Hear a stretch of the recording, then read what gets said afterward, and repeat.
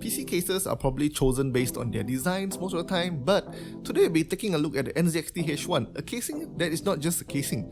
Why do we say that? Well, that's because it comes with an AIO CPU cooler and a power supply pre-installed in it from the factory. It is quite a bit more interesting than an average PC case, so let's dive straight in.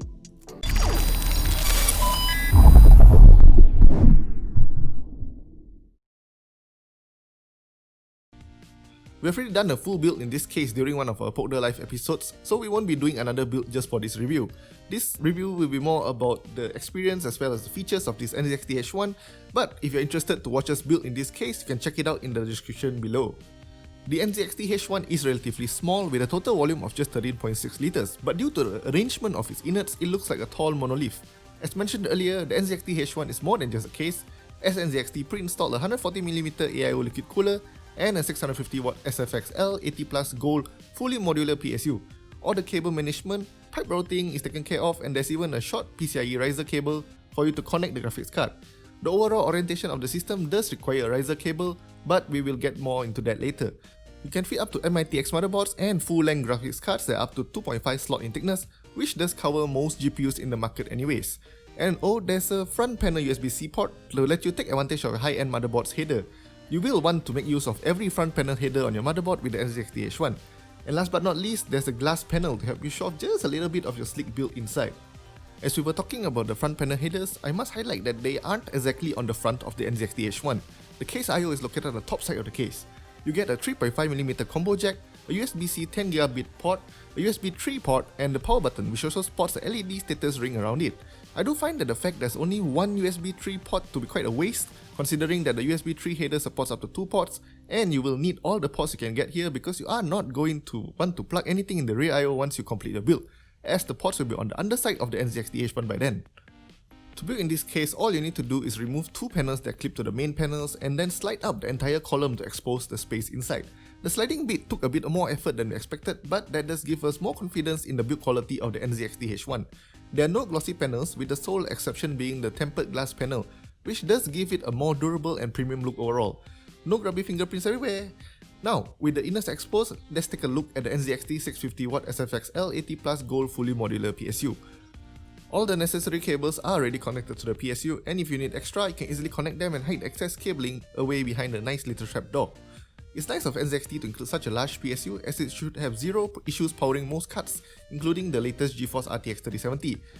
As long as your graphics card of choice is under 305mm long, 128mm wide and less than 2.5 slots thick, it will work perfectly with the NZXT H1. There's no need to particularly seek out ITX variants for this case, which is great. Another thing that's great about this case is that you have zero worries when it comes to cooler compatibility. As I mentioned earlier, there is a 140mm AIO liquid cooler that comes with this case. ITX cases often have rather finicky cooler compatibility, but the NZXT H1 takes care of that with an AIO cooler that not only makes use of all the available space, but also having the perfect length of tubing and fan cables to not be a hindrance in any build. There's even a cage over the fan to prevent cables from jamming the fan, which is pretty smart.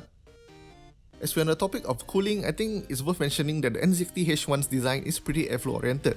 3 out of the 4 sides are mesh panels, and considering that this is a tiny case that can accommodate some obscenely powerful hardware, you will need all the cooling you can get.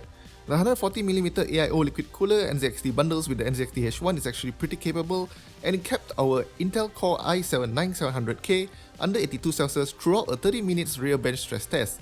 It was not running at stock, mind you, but overclocked to 5GHz with 1.35V V-core. The fan does make an audible whooshing sound to keep the CPU cool at this point, but it is by no means annoying, as it is a low-pitched noise and will easily be drowned out by whatever you're listening to. The cooler is compatible with all the Intel LGA 115X platforms as well as all the way up to AM4 for the red camp. The copper cold plate is nicely machined, and if you notice, the pump module is rather small, because the actual pump is in the center of the radiator instead of being above the CPU itself. That design actually improves clearance in this case, as a conventional pump might be too tall and get in the way of the radiator closing over it. Of course, we will have to talk about GPU thermals as well, and we would like to report that the GPU draws in fresh air from the mesh panel right in front of its fans, and hopefully exhausts most of it through the one beside it. When tested with the Sapphire Radeon RX 5600 XT Pulse running a 30-minute long 3D Mark stress test, the higher temperatures we saw were just 67 Celsius, which is pretty much similar to the temperatures we saw with the GPU in the open test bench. Blower GPUs might enjoy good performance with this case too, as they have quite a bit of clearance on the underside of the case for hot air to exhaust out. Building in this case does require quite a bit of confidence to get everything right, but it is by no means difficult. In fact, by ITX standards, this is a cakewalk. There's no need to worry about cable management, there's sufficient space to hide away any excess cables you need, and the cooler is already installed, just waiting for you to select the mounting bracket you want and slap it onto your processor and get going. Even the PCIe riser is of the perfect length, which is not something you can get with every ITX case out there. Even if you have zero experience at building PCs, NZXT has made it quite easy for you to assemble your first ITX build without too much frustration. Overall, I must say I'm quite pleasantly surprised by the NZXT H1. The pre-installed components make building it just so much easier, and by now it is probably worth mentioning that the NZXT H1 is quite costly at RM 1149. If you only consider it as a case, yes, that's absolutely ludicrous, but once you take into account the fact that you don't have to scratch your head and look for compatible AIO and PSU, it really starts to make a lot of sense. As you might know that SFX PSUs come at quite a premium too. Not to mention that 140mm AIOs aren't all that common in the first place. The included riser cable is also a blessing as it is of the perfect length and you won't have to guess whether the ones you buy separately will be too long or worse, too short. The design is also quite effective for cooling with nice temps for both CPU and GPU, even with a healthy overclock in place. I would definitely recommend the case to ITX enthusiasts who don't mind a slightly larger case in exchange for all the convenience the NZXT H1 brings to the table. The only issue I have with it is that the top I/O panel could probably do with just another USB 3 port to not waste what the motherboard headers can support. Two USB 2 ports might also have been nice to have, as you will not be lifting up the case to plug in your external storage or pen drive to what is usually the rear I/O. I might also fancy a better view of the components, as RGB components are just pointless in this build. But then again, I wouldn't want to sacrifice airflow or cooling just so I can see more bling. So yeah, the NZXT H1 gets a silver polka award from me. So that's it for our review of the NZXT H1. What do you think of the NZXT H1 or a case that comes with most of the components pre-installed in general? Would you fancy something like this, say, in a ATX case as well? Well, let us know in the comments. Thank you guys for watching, and if you guys enjoyed this video, don't forget to give us a thumbs up. And if you haven't already, make sure to subscribe to our channel, follow us on Instagram and like our Facebook page. This is Vincent Chan from Pokda.net, and I will see you guys in the next video. Goodbye!